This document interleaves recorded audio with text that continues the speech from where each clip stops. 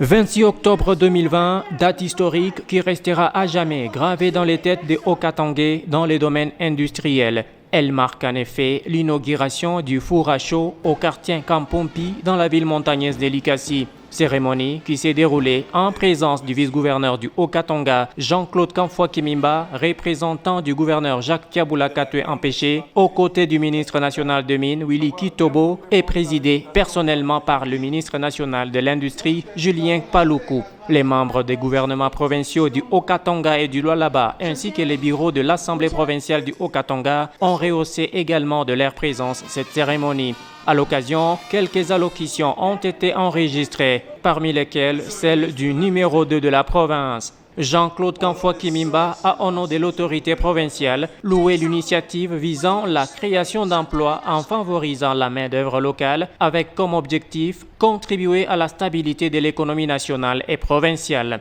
L'exécutif vous promet son accompagnement pour le bon aboutissement de ce projet qui est non seulement celui du Haut-Katanga, mais aussi et surtout de la République démocratique du Congo.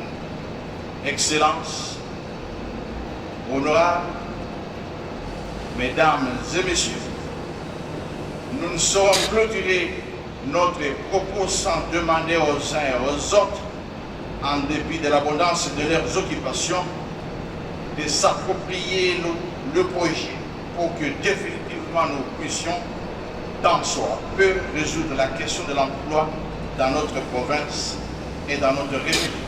Pour sa part, le ministre de l'Industrie, Julien Paluku, s'est réjoui de la mise en œuvre de l'intelligence congolaise au profit du domaine industriel, gage d'une production moderne de quantité importante de chaux à partir du Haut-Katanga avant que les ciments aussi soient produits pour résoudre les besoins en construction, d'où la garantie du gouvernement central d'appuyer les initiatives de développement. Interviendra par la suite la coupure du ruban symbolique par Julien Paluku et le lancement des activités de l'usine sous les applaudissements de l'assistance. C'est la visite de différents services dans l'usine qui a mis un terme à cet événement inaugural.